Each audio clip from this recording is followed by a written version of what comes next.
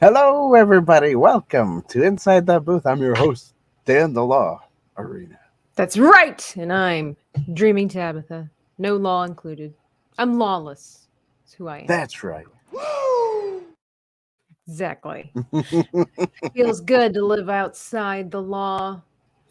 That's right. I don't do anything bad, but if I wanted to, I would. That's Mm, real freedom right there. that is real freedom. Anyway, guys, welcome to Inside the Booth, where we do not promote lawlessness. In fact, we do promote that. Abide by the rules. However, sometimes it's kind of fun not to wear a seatbelt. But you didn't hear me say that. And sometimes it's kind of fun not to go to hell. I would say all the time. I would say that all the time. It's not fun to go to hell. I see Deados. I was going to say, I guess that's a really great segue into the movie that we're talking about tonight. R.I.P.D. R.I.P.D. R.I.P.D. Yeah, that's right. You know, just depending how enthusiastic you want to get about each letter in particular. The Rest in Peace Department. R.I.P.D. Yes. For short. Yes, this was an interesting movie, and we're of course going to get into the nitty-gritty of this film by going through our 5 categories. But we just want to say thank you for joining us here tonight on this lovely false spring Tuesday. Yes, beautiful. I mean, I don't know what it's like. We're cold in New York, so it's, okay. It's really windy and warm here. So. Oh, sweet. Yeah. I like the warmth. Now, if it wasn't windy, it would have been a little bit warmer, and it would have been nicer. Always the wind's fault. It's always the wind's fault. But anyway, that being said, you want to get into it? Sure. Let's get into it. Let's jump right in. We're talking the plot, the beautiful reason that we watch any kind of movie, unless you're just an uber Ryan Reynolds film and you're just watching it for the eye candy. But, you know. Ryan Reynolds was a little bit younger here. Yeah, this was 2017, I think? 2013. 13, oh. Mm-hmm. A little bit longer ago than I give. I am doing really badly with dates and time frames and things like that. If you guys watched our Hidden Figures episode, I was like, yeah, this is a movie that came out a couple of years ago. I was going to watch it, and I find it's a lot older than I thought it was. I thought it was just like a year or two ago. No, it's not. It's not. You can find out my reaction. Go back and watch that episode. But tonight, this one catches me by surprise even more. Honestly, Dan, what is it with? I wonder if it's because of 2020 that it's almost like there was like this time-space continuum thing that I just lost all track. Or is this what just happens when you get older and you realize the 90s weren't 10 years ago? It just happens when you get older. Oh, I hate it. Your brain just mushes everything together, and calendar dates, you forget. Irrelevant. It doesn't matter. Either you forget or you think it's like, oh yeah, that was yesterday. No, that was like a few weeks ago. And you're like, oh, it all mushes together for some reason. I don't know why, but hi, Anonymous. I wonder if Anonymous has that issue. And Uncle Mike and Atomic Ranger. Atomic Ranger. All of them. Atomic Ranger, I believe, is DreadSaberPhil. So. Right. Changed his name. Men in Black Troll in the Bible. I don't like this one, aside from the humorous bits. Well, we're going to get into that. We typically start with the plots. Speaking of the time space, everything just kind of works in it because this film has some unique ideas It of does. how to present it. And so, I mean, going into the plot, you guys know, if you've been around for a while, I like hearing Dan's version of the plot. This one ought to be a really interesting take because it's kind of a warped view of reality. And I just want to hear how Dan perceives a warped view of reality. So, Dan, hit us with that plot, why don't you? Well, okay then. I guess in my opinion, this plot is about Ryan Reynolds. So what's his name? Nick Walker. He goes about his life having a best friend and a wife, and he loves life. His wife is her name is Julia in the movie. So and then they find this gold, and it was like, ancient gold, and he didn't know it was ancient gold. He just thought, oh, it's gold, they'll make me rich, so he hides it. And then he's like, he's starting to get this feeling of feeling bad for keeping it instead of putting it in the evidence box, like all good police officers should do. Lawless. Right. And then his best friend Kevin Bacon is like, yeah, I don't want you to put it in the evidence box. I don't want you to tell anybody about it. And I will help you not to say anything. And he just shoots him away. Several bullets to the face. Yeah. Yeah. In the movie, who would do that to Ryan Reynolds? Just rude. Right. Rude. Do it to Kevin Bacon. That's fine. But Ryan Reynolds, no. Right. Yeah, exactly. I mean, Kevin Bacon is the one who did it. So I'm just saying, I don't think he's that attractive. I never have. So yeah, I'm okay with it. Yeah. All right. So, so then Ryan Reynolds goes to this place. It's not heaven. It's not hell.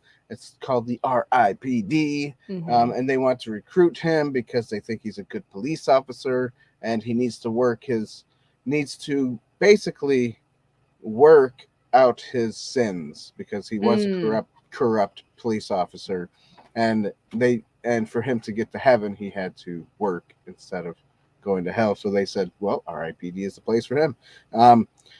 So he had to put in his good works in, I guess you would call that almost like a purgatory. Yeah, almost like a purgatory.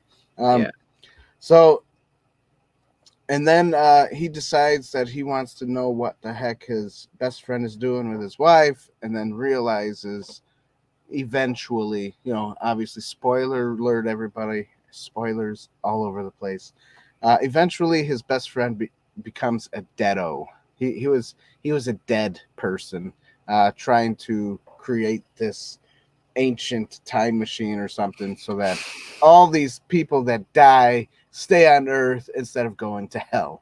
And that was his point. He says he doesn't want to go to hell, so he wants to stay on Earth, and it's nicer there. And nobody wants to go to hell. Nobody in their right mind. Yeah. So heaven is the way to go, but apparently all these people are going to hell that are dying.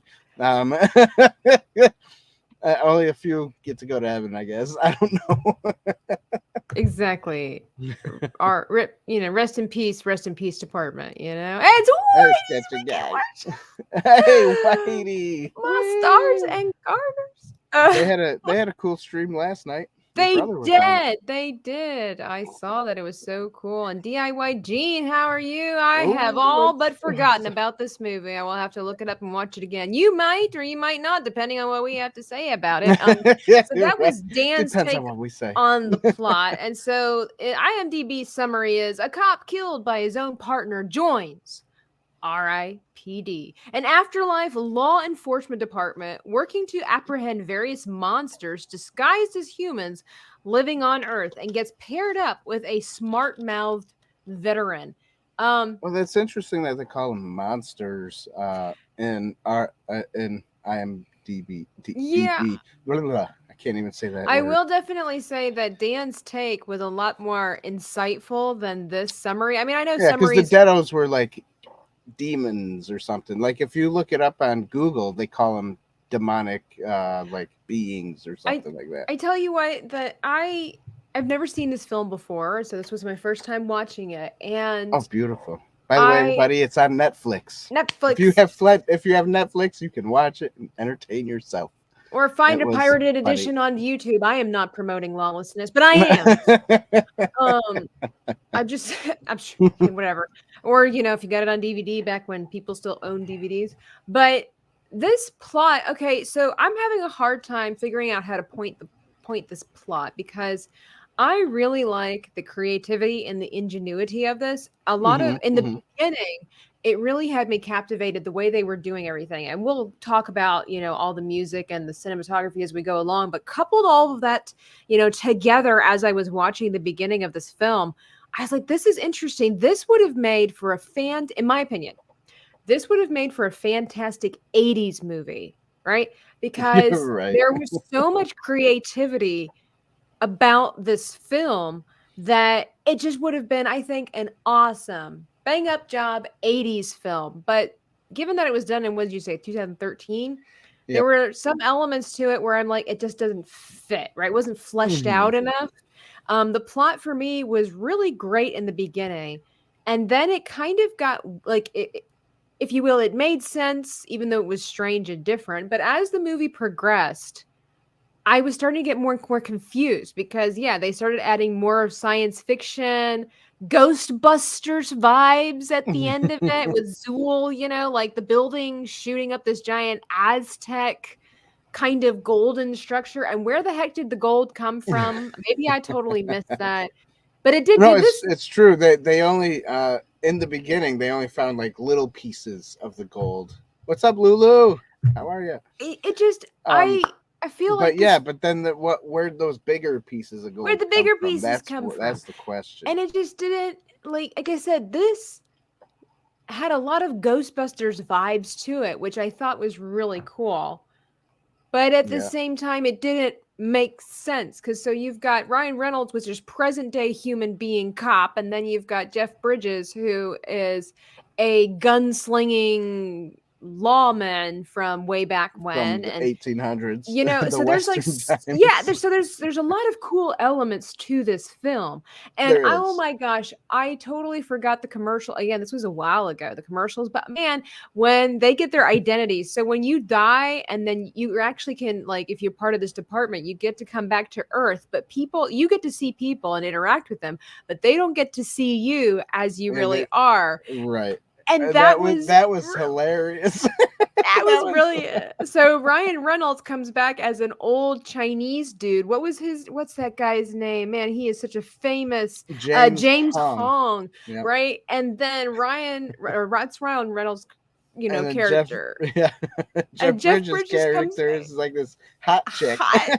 Like this hot blonde supermodel guy or woman. It was weird. I'm just saying, like, that's just brilliant. It was funny. Because it takes you by surprise. And so the beginning to me was just fantastic. But like I said, this film had so many great parts to it. And like I said, the idea, I think, was brilliant. This would have made a fantastic 80s movie.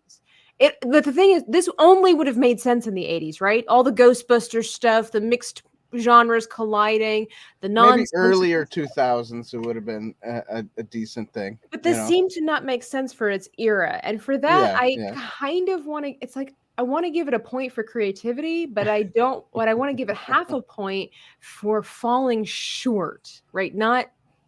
So I'm going to have to go with half a point. All right. Honestly, I know that was a lot, but I have to explain. It's like it's complicated, right? It's not right. It's not simple. It's strange, yeah. What's up, Phil? We did it at the same time. We just together. So for me, the plot, I did enjoy it. I enjoyed that it was like a shorter movie. It wasn't. And I think that's why it was shorter, because they didn't add all the other elements that they didn't know what they were doing near the end to explain, things. But you're right. It was more of like a 80s style type movie or early 90s style type movie, to where it's like you didn't have all the fill-ins in the gaps like they do nowadays, where it's like a 3-hour movie and they tell you every single bit. Like if you would have merged like Men in Black with the new True Grit with Ghostbusters and Wild Wild West. Wild Wild West, and what's the other movie and Constantine. Oh, You know, Constantine. if you would merge all of these movies, this is essentially what you get. Mm-hmm. And it totally would have worked in the 80s, but it does Right. not work in the 2000s. I don't make the rules. This is just how it is in cinema. That's how it is. So that's that. So what do you give it, Dan? What kind of point would you say? I don't know. It's strange. It's one of those movies. It's strangely entertaining. Yes. But at the same time, makes no sense. But it's still strangely entertaining. So okay. So maybe what might make it easier to figure out how to point this is, what is the rewatchability for you? For me, I'll probably watch it like once every couple of years. You know, right? Not all the time. Mm-hmm. It's like, I guess it would be like a normal movie. A B movie. Yeah, a normal B movie. Yeah. As opposed to the abnormal B movies. But the way it's filmed and the way it is, it could have potential for like cult followings. You know, just it has a potential of that. Okay. Yeah. Yeah. I mean, every film. Yeah, I guess. Has that. Yeah. So I guess I would give it a half a point, just because it's not totally amazing. Yeah. I watch it again and again and again, but it is strangely entertaining. Yes. You know, like what you said, like a Constantine or a Ghostbusters, and it's like, that's something I could watch again. Sure, why not? You know, I saw the influence of a lot of films in this. And yes. Yeah.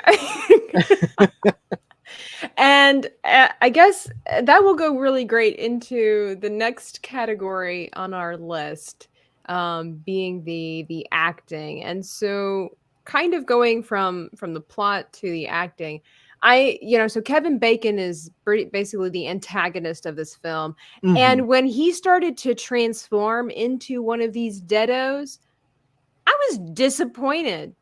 All they did was make him a little taller, split his face in half, and put a few cracks on his skin. Like, that's it. They didn't change his appearance too much. That was it. Like, you could still recognize him. I expected him, like, in A League of Extraordinary Gentlemen, when that dude at the end drinks like all of the serum and turns into the giant version of Dr. Jekyll. I mean, big, grotesque, powerful, scary as heck. That's what I was expecting. So he's starting to grow, and I'm like, oh, what's he going to look like? Because everybody else has looked really creepy. They've got like 3 eyes, a mouth that extends down to their chest, all this kind of stuff. And what does he do? He, instead of being like 5'6", he decides to be 6'2", and his head kind of has a crack in it. Yeah, it has a crack. Wait, like that's sad. Okay. You're right. They could have done more for him. Yeah, they should have given him fangs or something. Yeah, make him like evil. Bulk up. Yeah. Give him a hunchback with spine, like with his spine coming out or something. Like, come on. Come on. So that being said, Kevin Bacon did do a good job as a bad guy. Yeah. He just kind of has that face. I have never seen him as a protagonist, except for in Guardians of the Galaxy. I've never really looked at him, even in just visually. Like, he always, to me, just kind of looks like a skanky kind of guy. Like, he's just a normal whatever guy. I don't know. I can't say I've ever seen him in a film other than Guardians of the Galaxy Holiday Edition or Special where I don't know. It's just, but he did a good job. And then it's Tim. On your left, what's up, Tim's? And then, of course, Tim's Talk. You can catch Dan and Tim talking about Mandalorian Season 3. When? That's right. On Sundays. On Sundays. 30. We changed the time a little bit. Of course, because you got to get with the times. Sometimes in order to get with the times, you got to change the times. But you can still find us here live on Tuesdays at 9 p.m. Eastern Standard Time. Well, it is, and Sundays too. We're double streaming. Yeah. Double stream. Look at that. We're doing something cool and fun and different. So you don't want to miss that. Be sure to hit the subscribe button so you get notified. All of our cool changes and similarities and sameness and things that we do here inside the booth. But Oh, I was gonna say I do remember seeing Kevin Bacon as the bad guy in the X-Men First Class. So gosh, it's been so long since I've watched that. I totally forgot. I'm not a big Kevin Bacon person. Right. I just find him very creepy and kind of ugly, to be honest. I don't find him attractive at all. I've never even seen when he was younger. I didn't think he was attractive even then. Like he's just not. It's just not for Tabitha, you know. But anyway, poor bless his heart, all that good stuff. But he is a good actor though, and then he did a good job. Then you've got Jeff Bridges. Who doesn't love Jeff Bridges? Yeah, he's cool. But see, this is the thing though with his character. They just essentially made him Rooster Cogburn. Yeah. I mean, which came first, the rooster or the marshal? That's what I need to know. When did True Grit come out versus this movie? Like, did they actually base him off of it? I think True Grit came out in 2010. Ah. So see what I'm saying? Like they just reused Rooster Cogburn. They did. You're absolutely right. I mean, he did a good job. I didn't think about that. Yeah, I didn't think about. You didn't see that for real? Yeah, because I was just watching it for the movie it was, but you're right. He's definitely. Come on, Dan. We're movie reviewers. We can never watch movies for what they was. For what they was. But yeah, again, he did a great job. But right, he did do a good job, and you got to remember, Jeff Bridges also is the bad guy in Iron Man, the first Iron Man. Yes, movie. Jedediah. Yes, Jedediah. I forget what his last name was, or what his first name was. But yeah, I've seen him in several films and Tron and everything like that. I think Jeff Bridges is a fantastic actor, and so having played this role before, he did a great job. Again, this might as well see, and it's so funny because you know how people make that conspiracy theory about when Leonardo DiCaprio's character died in Titanic, right? He went under the water, and then the opening scene, a zillion years later in Inception is him coming out of the water onto the beach. So in True Grit, Rooster Cogburn dies and goes up to the R.I.P.D. And you remember, he's been there for decades. So this is what has happened. True. This is how we tie there you go. That's so good. I like it. I love it. We're making a universe. And we're making a universe. We're making it a thing. Yeah. I love it. You're right. Right? It just makes sense. It just makes sense. It does. Kind of like Tim says, this is the way. And then of course we've got Ryan Reynolds, and I mean, who doesn't like Ryan Reynolds? I mean, Ryan Reynolds is he's not quite character. He's not quite as mouthy in this movie as he is in a lot of other films, but he's still pretty much the same guy. I don't know that I've seen Ryan Reynolds in too many movies where he's a different version of himself.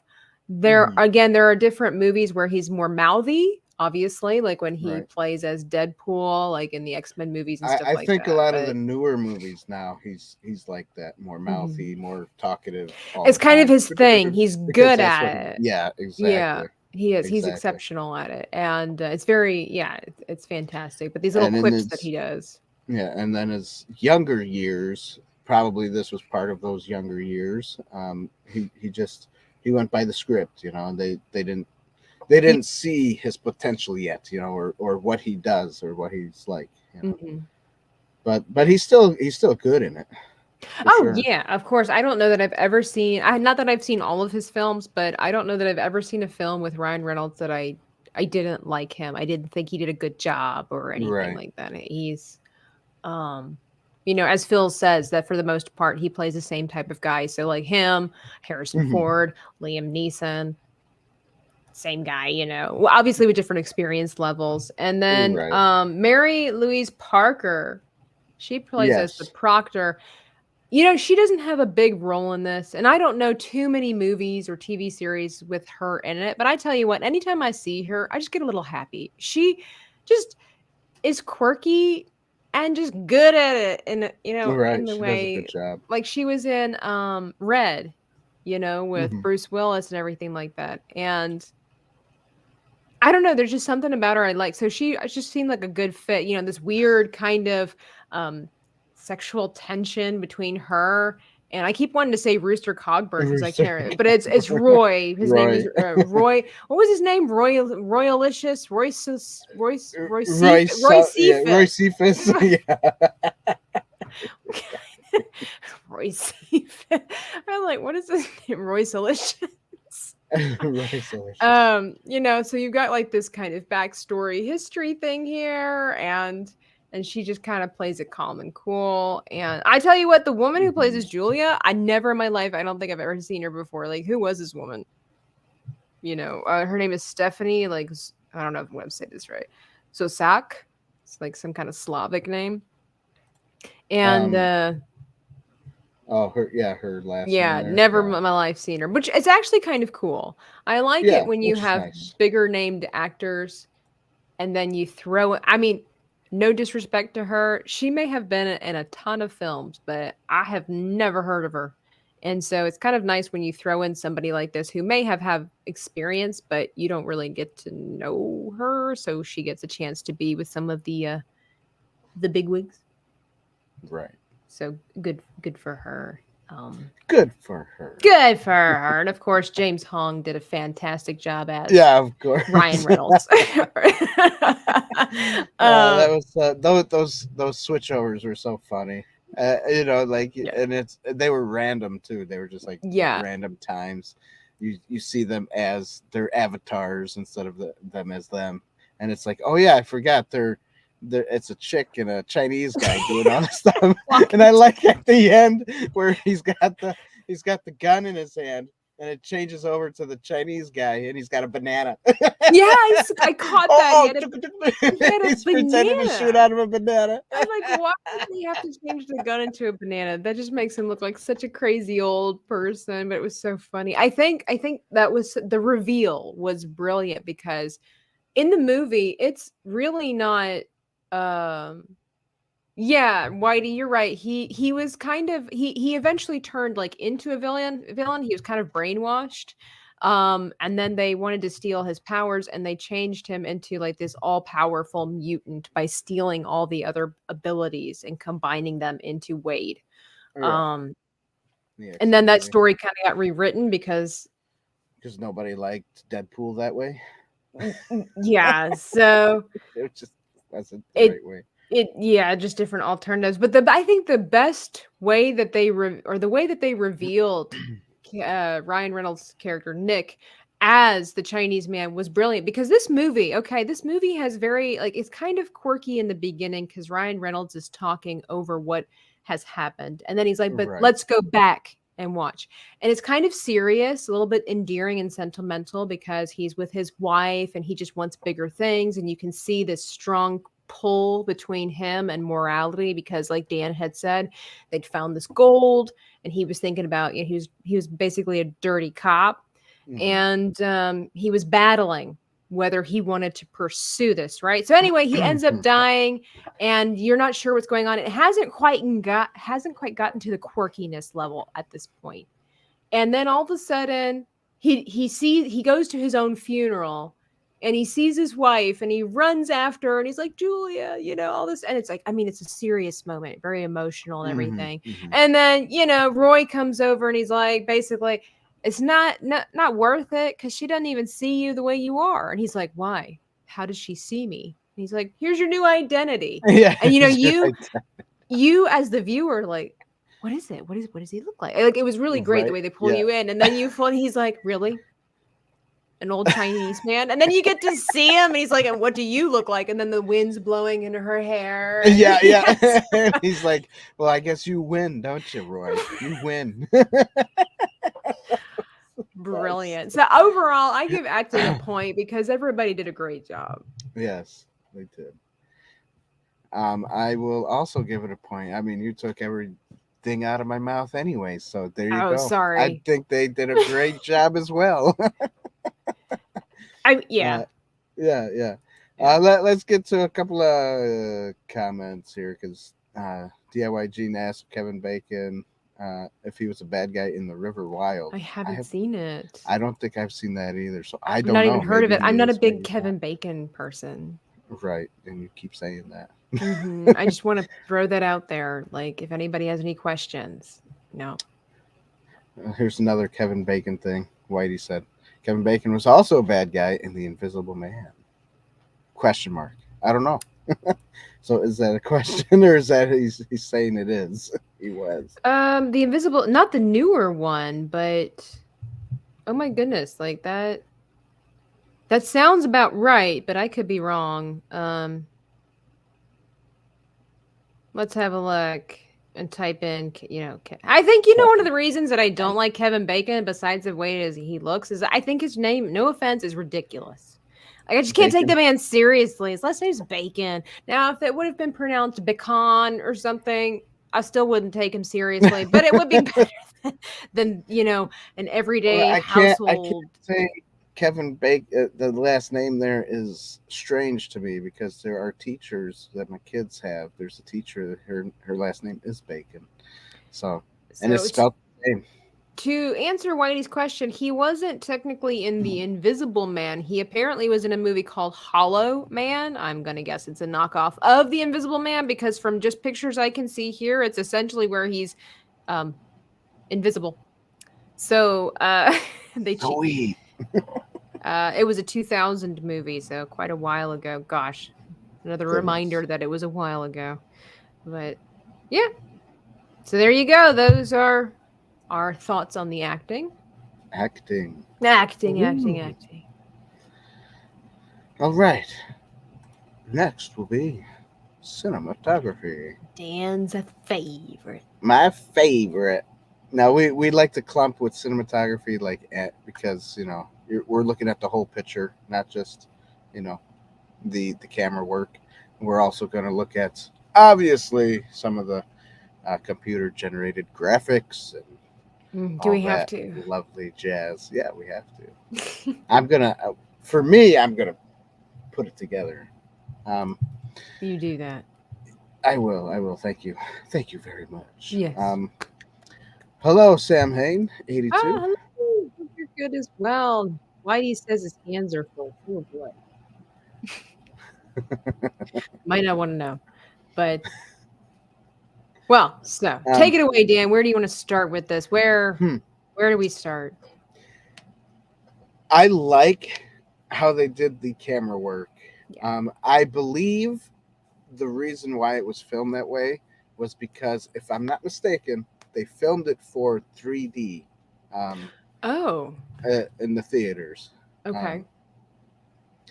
But even when it's not in 3D, I think it's fun to watch the way they filmed it and everything. So the way they panned and everything and zoomed in and the depth perception was a little much for Tabitha because I started to get Hunger Game vibes with the shaky cam, but but it was good. Yeah, it was really good. It was really good. I enjoyed it. The reason why I know it was a 3D movie was because back when it came out, I remember going to a theater and watching that movie in 3D. Cheater. No. I forgot about this movie though until I saw it on Netflix, and I was like, "Hey, you want to do this movie?" That's so sad. So, I mean, I remember the parts. I have remembered the parts of it when I was watching. I was like, "Oh yeah, this is cool. Yeah, I like that." But yeah. What's up, Ado? Ado's in the house tonight, everybody. What's up, Ado? Ado's one of my favorite. I just got to go ahead and throw that Many people, Whitey included. Well, only on Thursdays, but Deado's one of my favorite YouTubers. Why? You got to check out his streams. Go check out FabWorks, where you can also see Whitey, and he's a huge supporter of our channel, and we appreciate him. And I just think he's pretty cool. Anyway, so yeah, I like the just doing a plug for Deado. Yeah, go ahead. That's fine. That's fine. Where was it going? Oh, cinematography. Cinematography. So I think that so honestly, like I noticed a lot of the cutscenes and the transitions and stuff like that. It was giving me old school Fast and Furious vibes. Right, like it was just like dynamic and interesting. And of course, I guess this is, you know, back then, you know, the Fast and Furious movies were popping them out and they were really popular. And so, you know, obviously you want to kind of gravitate towards things that people are interested in watching and stuff like that. But I did notice that it seemed to kind of disappear. It was just me, or did it kind of disappear later on? Is that it was a lot grainier in the beginning than it was later on? I think a little bit. I thought it kind of stayed somewhat the same. I noticed maybe it was just kind of because of the darker aspects in the beginning, like when in the warehouse and stuff like that. I was like, oh, it's interesting. They've got some grain filter on there to make it look older. Was what I was thinking. for the like the drug bust scene or whatever they were doing. I don't know if it was a drug bust or not, or yeah. The turning point of the film where we all dislike Kevin Bacon at the same time. Am I right? Am I right? Okay. Ryan Reynolds. Hi, Matt 6 Bars. Yeah, what's up? Yeah, you say wow. Yep. You know, R.I.P.D. We're throwing back apparently much further in time than I realized. Because I thought this came out like 4 years ago. Bless my heart.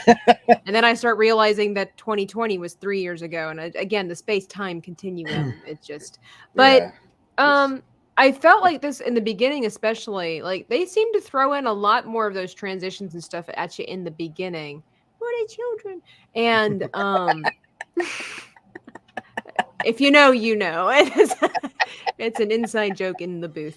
But the video game like transitions, that's what this reminded me of in the beginning too. Like they were trying to do this epic video game style, you know, style.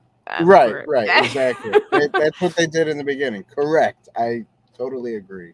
Yeah. It had that video game vibe in that beginning. And then they kind of calmed it down. Yeah, they did. Like they still had intense moments, especially near the end, but it seemed like it was like, you know what? We got to grip the audience while we have them. Let's throw everything we got at them, boys, because there's no turning back. This plot is, whatever. Or it's kind of like a content creator like myself when you discover all the cool things that Adobe Premiere has to offer when you start editing videos. And so you're like, yeah, the transition here, light flares, you know, just... But it was good. It was good. But the CGI, I have to say, was really bad in a lot of a lot of parts, in spots. Like when there were some spots that were really good, and then some spots it was like, really bad.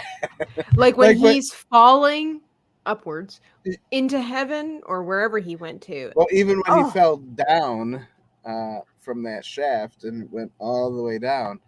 When he hits, you can tell that's like a CGI body. That wasn't a real body because no bodies hit like that. Because he went kind of head back, roll, shoulder back first, and then the rest of his body fell down, and it didn't bounce. It just went, and that was it. It was like, they must have forgot about how gravity works. Like no bouncing, nothing looked broken. And like his body wasn't mangled. It was just like.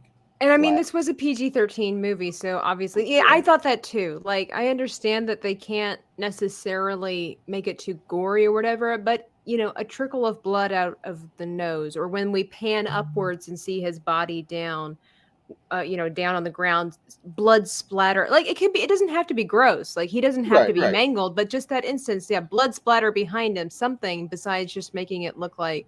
But they basically just swiftly transitioned. When he died, they literally were like, we're just making him The Walking Dead, as far as like he died, and that's how we see him as like he rose up again. Like yeah.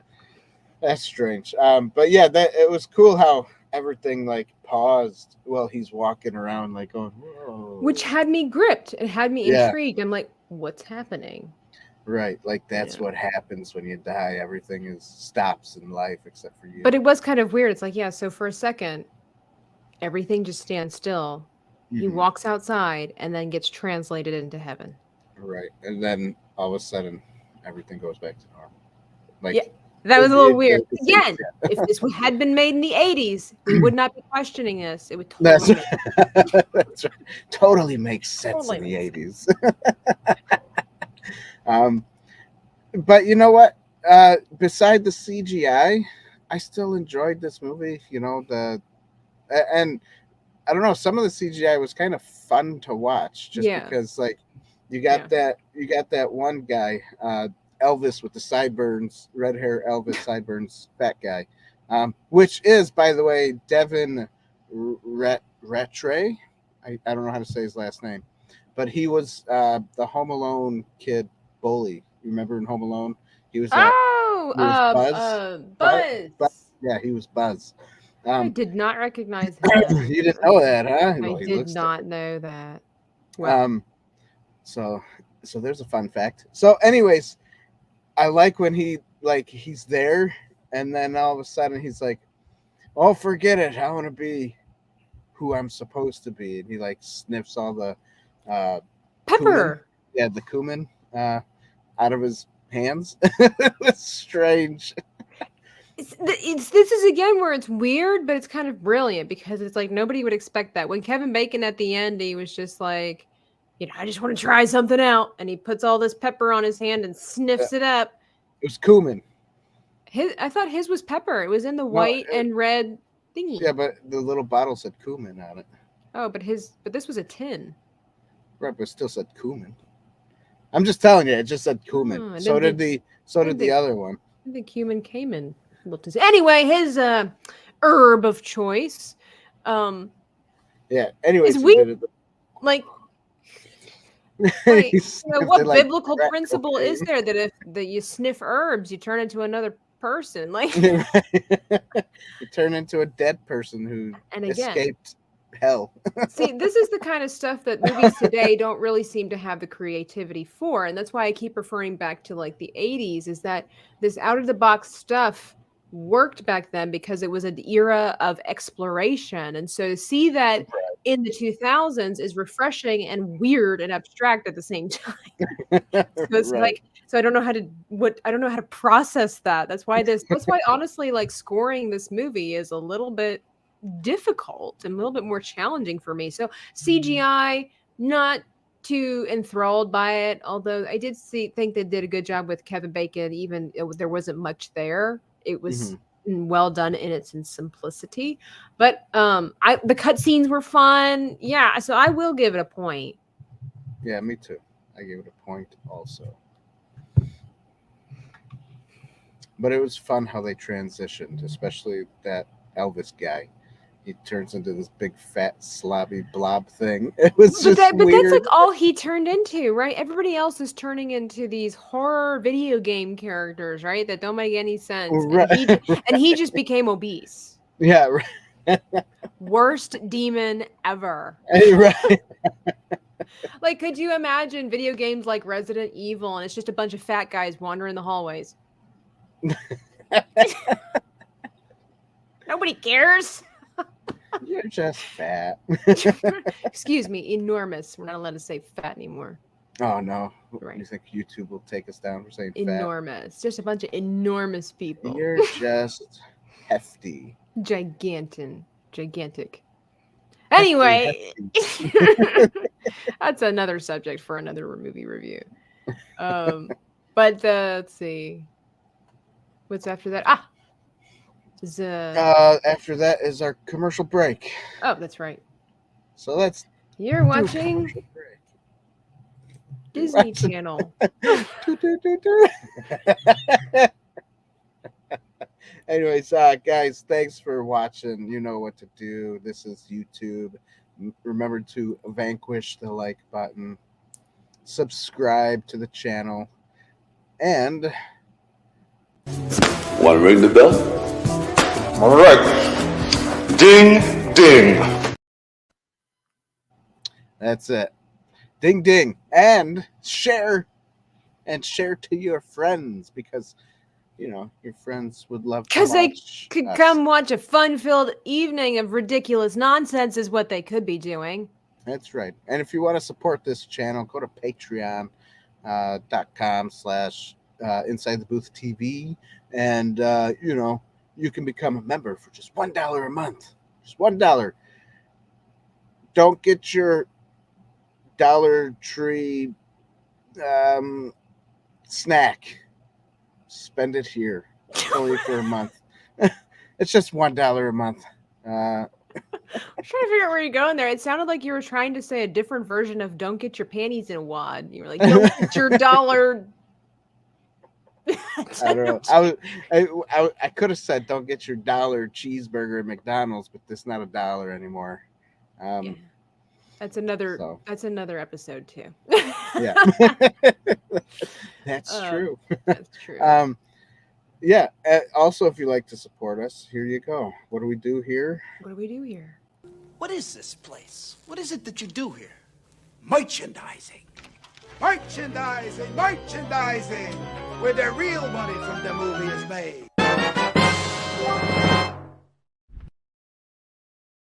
Oh, it's beautiful.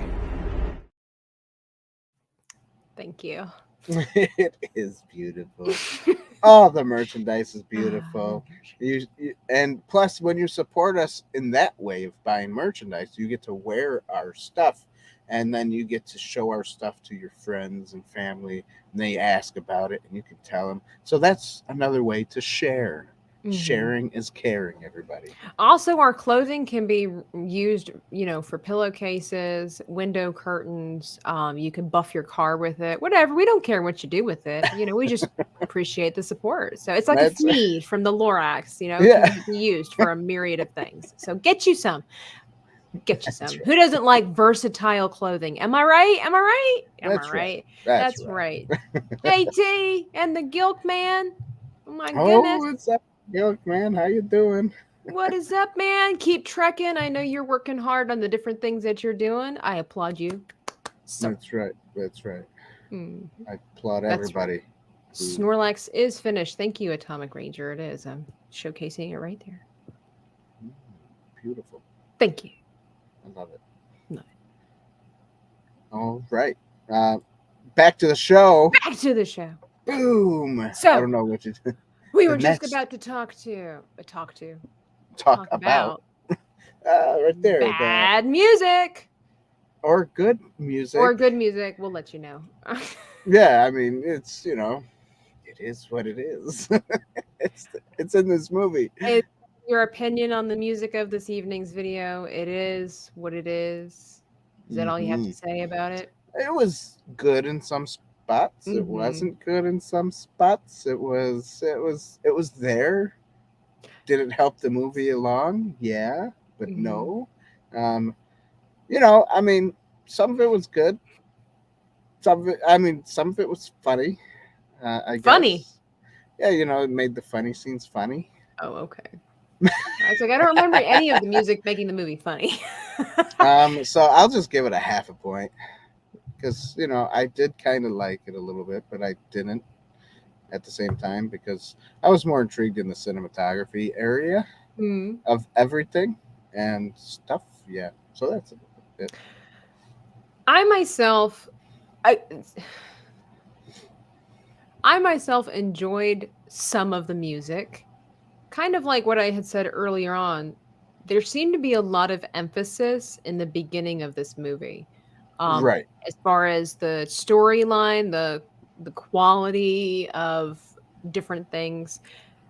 It's like they invested a lot of time in the beginning and just let it kind of trickle out. And so I wrote down that the music, like in the death scene, when Ryan Reynolds is going to get killed, and he's fallen and everything, the music was really good. For me, I know that music is very good and very well done if it catches my attention during the visual process, right? If I notice it, if it actually catches my attention and brings me out of what I'm watching and causes me to pay more attention to what I am listening to, that lets me know that it is very well made, whether or not it's creepy or magical, ethereal, whatever the case might be. This was really good because, again, the vibe for this film is a little bit all over the place. Is it quirky? Is it funny? Is it supernatural? And is it drama filled? In the beginning, it's a little bit underrated what type of niche this is going to fall into, or niche if you're Dan. So I found that music very interesting. I really enjoyed it. From there on out, I don't remember any of the music at all. And so for that, I'm going to give it a 0.5 point as well, because like Dan said, it made the movie flow, but it's kind of like near the end, it was just dynamic music that we all hear in every single film. But the beginning score, I really enjoyed. Right. So by the way, the composer was Christoph Beck. Right, and he's a great composer. Yeah, he did Frozen 2. He did Percy Jackson and the Lightning Thief. I enjoyed the music for that. He has done so much stuff. He's even done the movie, the music for the movie Ant-Man, the Quantumania. Oh, yes. I have not seen that just yet. I've heard scary things about it. But if you want to know where our thoughts are on the trailer, for people who haven't seen it just yet, you can always check that video out. Just go a couple of videos back. Trailer stuff. Trailer reactions. So the next thing is the allegory. The allegory. I did struggle a little bit with this one. Then you go first, Miss Struggle. Thanks. Put me on the struggle bus. Anyway,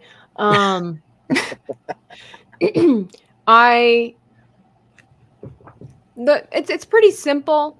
It's nothing too special, but it has a pretty big meaning for a lot of us. You know, spend quality time with the people that you know and love as much as you possibly can. Before you die. Before you pass away. Recruited to right, to fight crime with obese demons. But I mean, for real though, we all are still coming off of the cuff of 2020, making us realize that, you know, time is valuable, time is precious with our loved ones. And not only that, you know, from a Christian perspective, right? From even a Christian perspective, the Bible is very clear about we don't know what tomorrow holds. Right. And we don't know when Christ is going to return for his people. We don't know when our number is up, and God gives us ample opportunities to lean on him and learn of him and die to self to become better versions of who we are, you know, what God wants us to be and sees us happy. And so just from that perspective in this movie with the sudden death, he had a plan for his life. Excuse me. He was trying to turn his life around for the woman that he loved. And it was too late. And he was bound, you know, in this film, he was bound eternally, it seems like, to fight crime and be separated from his loved ones. So, you know what? Take the time. And in the beginning, he was bound for hell. So he had to either do this or go to hell. So that's, right. And we don't get that option, you know. We don't. Not everybody gets the option to you know, become a law enforcer of purgatory. Wherever.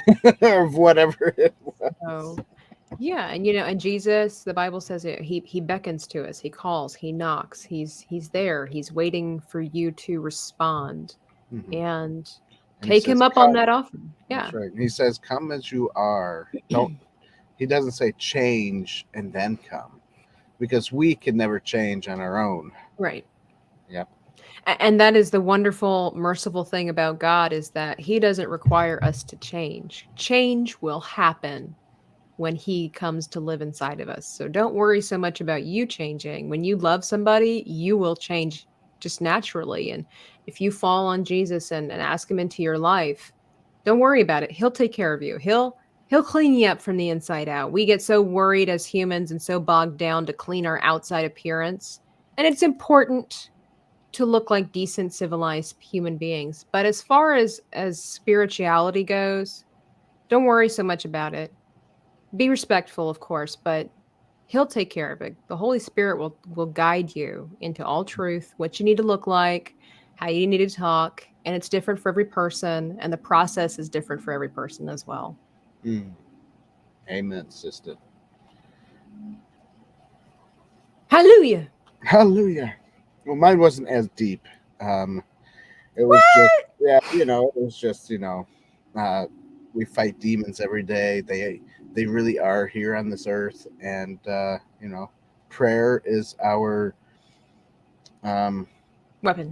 weapon per se to get them to shoot back to eternal damnation.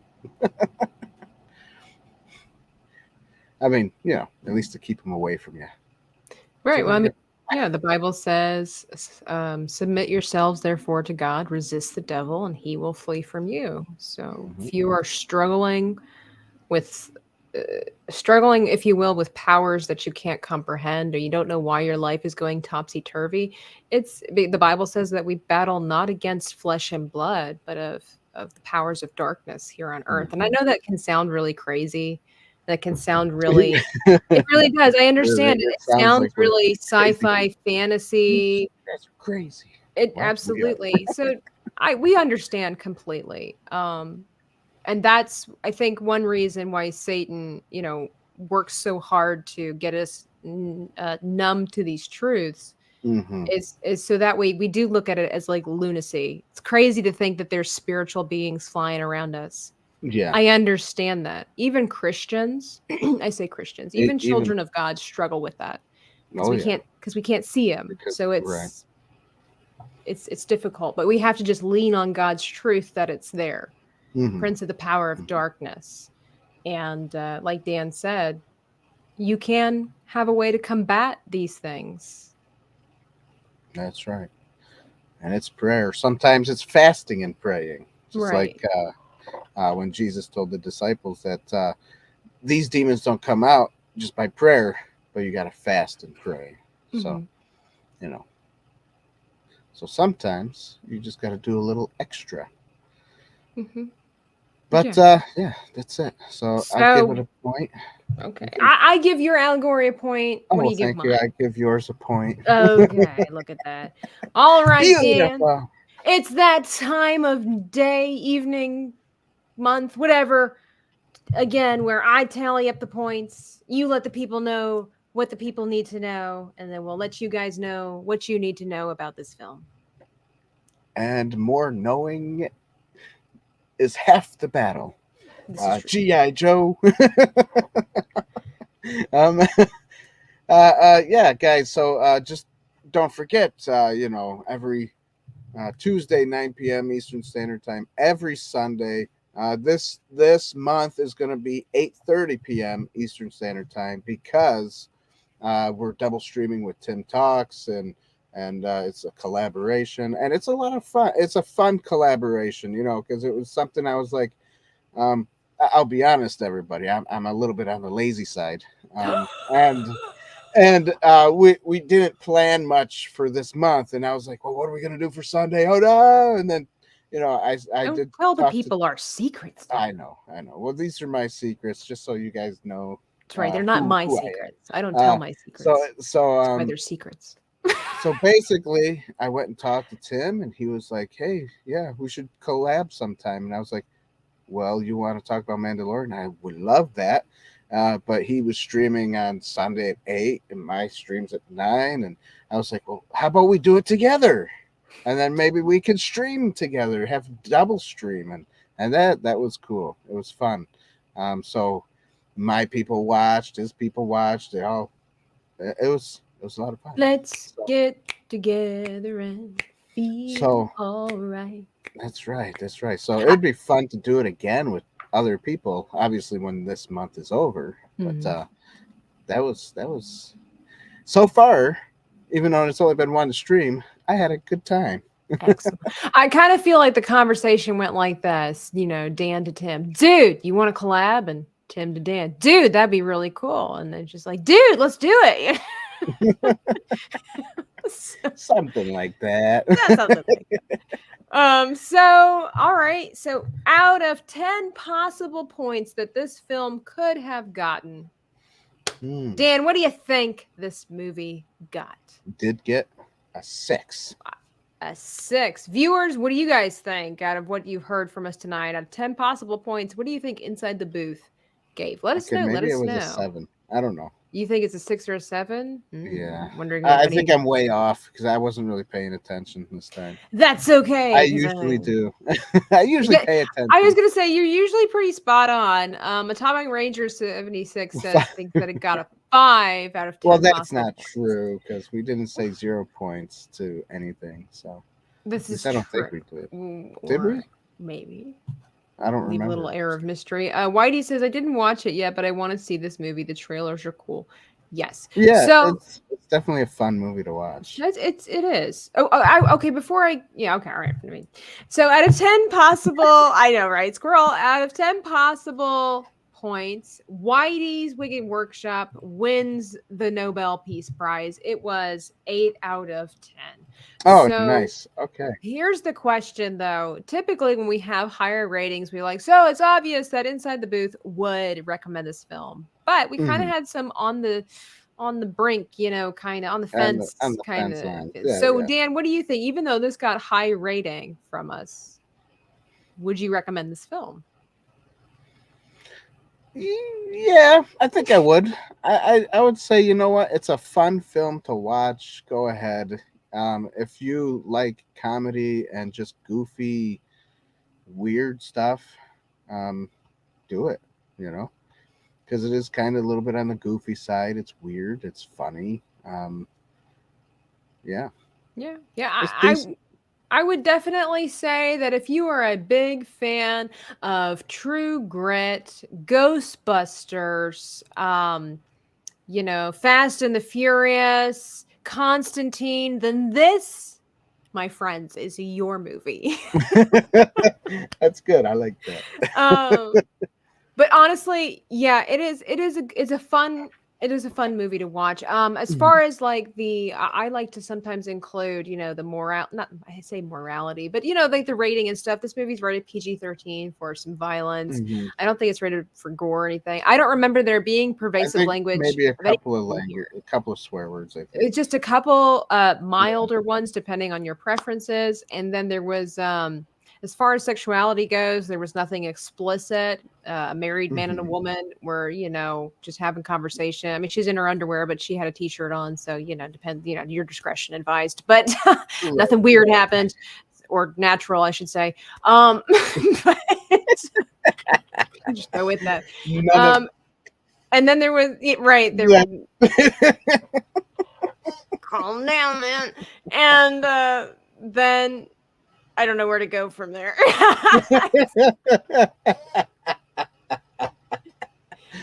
It was good. Watch this movie and find out.